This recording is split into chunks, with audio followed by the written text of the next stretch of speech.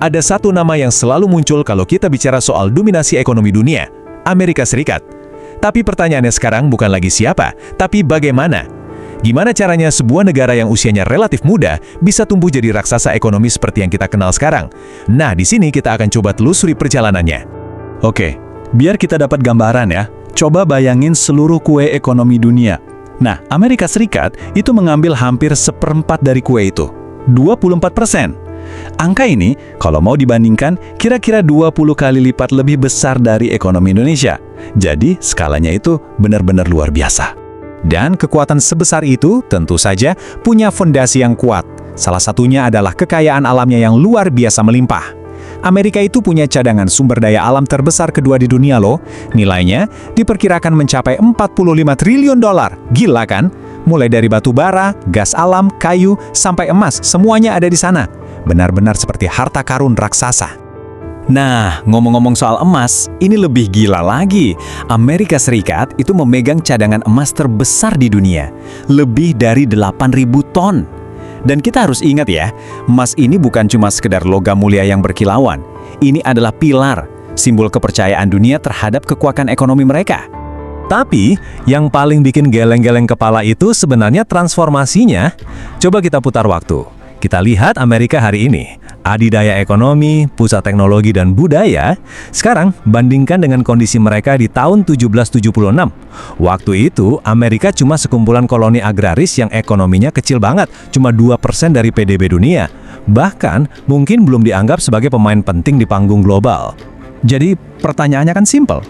Apa yang terjadi? Kok bisa negara yang tadinya di pinggiran ini tiba-tiba meroket jadi kekuatan ekonomi paling dominan di dunia? Dan semua itu terjadi dalam waktu yang relatif singkat. Apa rahasianya? Nah, jawabannya ada di beberapa katalisator penting yang akan kita bedah satu persatu. Kita akan lihat gimana mereka membangun sebuah kekaisaran baru, lalu menyalakan mesin industrinya, kemudian memanfaatkan keberuntungan dari perang, dan akhirnya apa warisan yang bertahan sampai sekarang? Oke, kita mulai dari katalis pertama yang benar-benar mengubah permainan, pembangunan sebuah kekaisaran baru. Eits, tapi ini bukan kekaisaran dengan raja dan mahkota ya. Ini tentang tanah, tentang ekspansi besar-besaran yang jadi fondasi awal dari semua kesuksesan ekonomi mereka. Seringkali kita lupa kalau Amerika Serikat itu awalnya cuma 13 koloni kecil di pesisir timur. Kecil banget. Tapi lihat ini, dalam waktu yang luar biasa singkat, cuma 70 tahun, mereka berhasil memperluas wilayahnya sampai 3 kali lipat. Dari yang cuma secuil di timur, jadi membentang dari Samudra Atlantik sampai ke Pasifik. Gila kan kecepatannya? Tentu saja, ekspansi sebesar ini nggak terjadi secara damai begitu saja. Ada berbagai cara yang mereka lakukan. Mulai dari membeli wilayah-wilayah strategis dari negara Eropa, seperti Prancis, sampai ya konflik bersenjata dengan negara lain dan juga dengan penduduk asli. Bahkan, mereka juga menganeksasi ratusan pulau di Pasifik dan Karibia untuk memperluas pengaruhnya. Hasilnya, sebuah negara raksasa yang membentang lebih dari 16.000 kilometer. Dan hamparan tanah yang luas ini bukan cuma sekedar wilayah kosong. Ini adalah harta karun, penuh dengan sumber daya alam yang seolah tak ada habisnya dan jalur-jalur perdagangan yang super strategis. Nah, inilah fondasi pertama kekayaan mereka. Oke, jadi mereka punya tanah yang super luas. Tapi, punya tanah luas itu satu hal, menghubungkan semuanya itu tantangan lain. Nah, kebutuhan untuk menyatukan wilayah raksasa inilah yang akhirnya memicu katalis kedua kebangkitan Amerika, revolusi industri. Prosesnya itu kayak efek domino. Coba kita urutkan ya. Pertama, ada wilayah baru yang luas. Artinya, butuh transportasi untuk menghubungkannya. Kebutuhan transportasi ini kemudian memicu persaingan bisnis yang ketat. Dan persaingan inilah yang jadi bensin utama untuk menyalakan api revolusi teknologi di seluruh negeri. Dan di tengah semua inovasi itu, ada satu yang benar-benar jadi game changer, kereta api. Inovasi ini sukses memangkas biaya transportasi sampai 95%. Bayangin deh, tiba-tiba ngirim barang dari ujung ke ujung negara jadi super murah. Tentu saja ini langsung membuat roda ekonomi berputar jauh lebih kencang. Dan hasilnya, sebuah transformasi total. Amerika yang tadinya negara agraris berubah jadi raksasa industri. Momen puncaknya itu terjadi di akhir abad ke-19, ketika PDB Amerika untuk pertama kalinya berhasil menyalip kerajaan Inggris, yang notabene adalah penguasa ekonomi dunia saat itu. Ini adalah momen bersejarah. Nah, sekarang kita sampai di katalis ketiga. Mungkin ini yang paling dramatis. Sebuah peristiwa global yang ironisnya justru melontarkan Amerika ke puncak kekuasaan ekonomi. Perang Dunia Kedua. Kutipan ini kayaknya merangkum semuanya dengan pas ya. Coba bayangkan, saat ekonomi negara-negara lain di Eropa dan Asia hancur lebur karena perang, Amerika justru aman. Mereka terlindungi oleh 2 samudera luas. Jadi saat dunia terbakar, pabrik-pabrik di Amerika malah menyala terang. Selama perang, Amerika berubah menjadi gudang senjata bagi sekutu. Pabrik-pabrik mereka kerja 24 jam non-stop.